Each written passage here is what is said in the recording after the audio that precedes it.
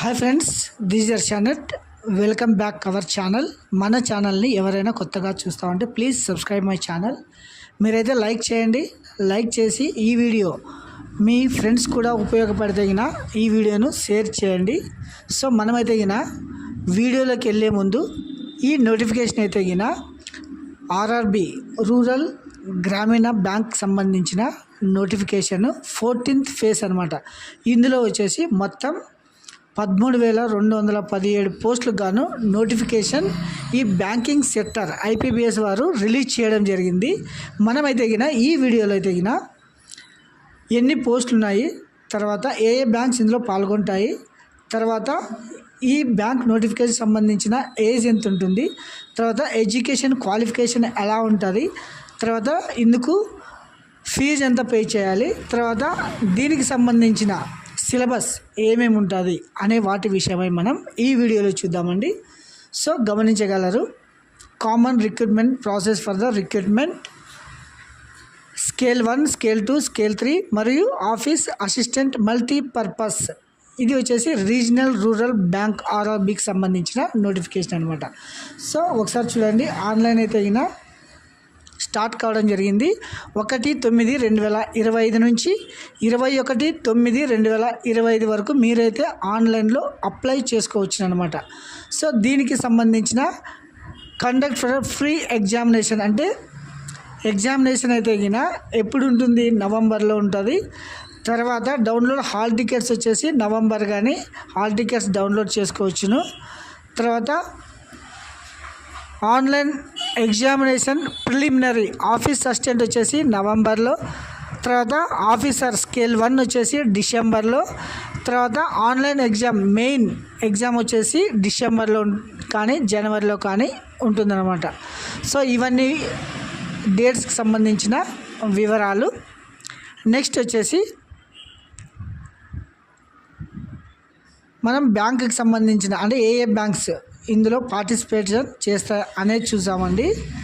ఒకసారి చూడండి, ఇందులో వచ్చేసి పార్టిసిపేసింగ్ regional rural banks RRBs, Andhra Pragathi గ్రామీణ బ్యాంకు, అరుణాచల్ ప్రదేశ్ రూరల్ గ్రామీణ బ్యాంకు, అస్సాం గ్రామీణ వికాస్ బ్యాంకు, బీహార్ గ్రామీణ వికాస్ బ్యాంక్. అంటే ప్రతి స్టేట్కి సంబంధించిన ఇవి వచ్చేసి గ్రామీణ బ్యాంకుకి సంబంధించిన వాటివి మొత్తం వేకెన్సీస్ అనమాట. తర్వాత దీనికి సంబంధించి మీరు ఏ స్టేట్కి అయితే అప్లై చేశారో ఆ స్టేట్కి సంబంధించిన లోకల్ లాంగ్వేజ్ తెలిసి ఉండాలి. అంటే ఇంగ్లీష్ కానీ తెలుగు కానీ, ఇంగ్లీష్ వచ్చేసి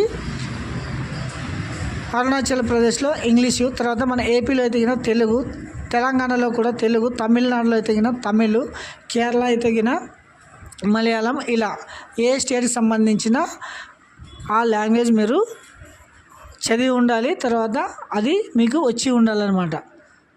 సో నెక్స్ట్ వచ్చేసి ఏజ్ ఒకసారి చూద్దామండి. దీనికి సంబంధించిన ఏజ్ చూడండి, ఫర్ ఆఫీస్ అసిస్టెంట్ మల్టీపర్పస్ 18 సంవత్సరాల నుంచి 28 సంవత్సరాలు అనమాట. 1997 నుంచి 2007 లోపల పుట్టిండాలి. తర్వాత officer scale 1 assistant manager above 18 years, below 30 years.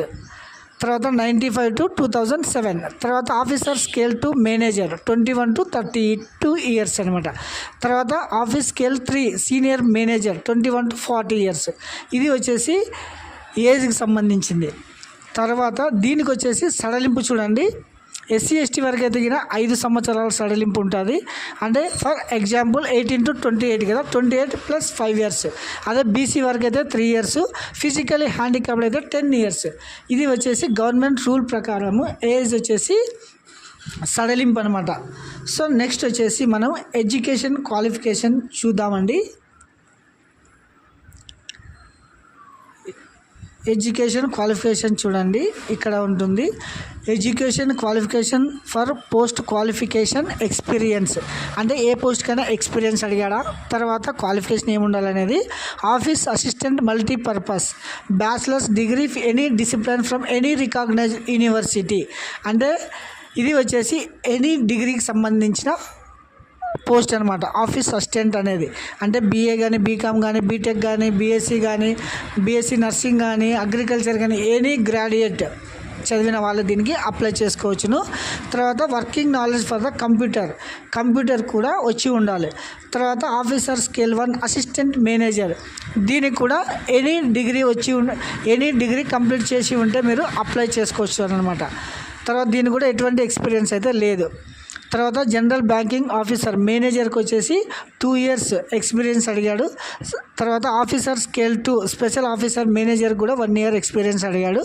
ఇలా వీటికైతే తగిన ఎక్స్పీరియన్స్ ఉంది. మనము నార్మల్గా అప్లై చేసుకునే వాళ్ళైతే తగిన ఆఫీసర్ స్కేల్ 1 ఆఫీస్ అసిస్టెంట్ ఈ రెండింటికి ఎనీ డిగ్రీ క్వాలిఫికేషన్తో పాటు ఎటువంటి ఎక్స్పీరియన్స్ లేకుండా మీరు అప్లై చేసుకోవచ్చును. నెక్స్ట్ వచ్చేసి ఫీజు ఒకసారి చూద్దామండి. దీనికి సంబంధించిన ఫీజు ఆఫీసర్ స్కేల్ 1, 2, 3కి సంబంధించి SC, ST వరకు అయితే 175 రూపీస్ విత్ GST. తర్వాత 850 వచ్చేసి అదర్ క్యాస్ట్ అంటే BC కానీ OC కానీ EWS కానీ వీరికైతే 850 ఉంటుందన్నమాట. తర్వాత ఆఫీస్ అసిస్టెంట్ కూడా సేమ్ 175 SC, ST వారికి. తర్వాత అదర్ క్యాస్ట్ వారు అందరికీ 850 ఫీజు అనమాట. తర్వాత చూడండి, దీనికి ఆఫీస్ అసిస్టెంట్కి ప్రిలిమ్స్ ఎగ్జామ్ కరిగిన ఏ ఉంటాయంటే reasoning, numerical ability 40 marks, total 80 మార్క్స్కి ఎగ్జామ్ ఉంటుందన్నమాట. తర్వాత ఆఫీసర్ స్కేల్ 1కి అయితే రీజనింగ్, క్వాంటిటీ, ఆప్టిట్యూడ్ 40, 80 క్వశ్చన్స్ 80 మార్క్స్కి ఉంటుందన్నమాట.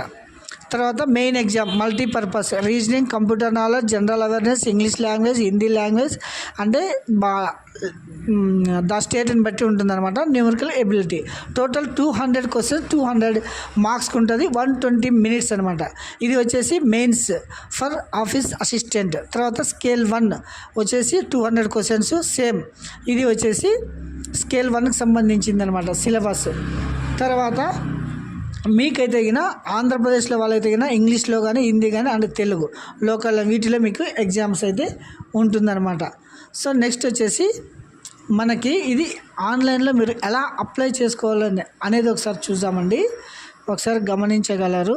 ఇది వచ్చేసి వెబ్సైట్ IPBSREG.IPBS.in అనే వెబ్సైట్. ఇందులో వచ్చేసి మీరు ఇక్కడ డేట్స్ ఒకసారి చూడండి. 1/9/25 స్టార్ట్ కావడం జరిగింది. 21/9/25 లాస్ట్ డేటు. ఇది తర్వాత last date for the printing your application అంటే సర్వర్ బిజీ వల్ల అప్లికేషన్ ప్రింట్ రాకపోతే మీరు 6-10 లోపల మీరు తీసుకోవచ్చు అనమాట.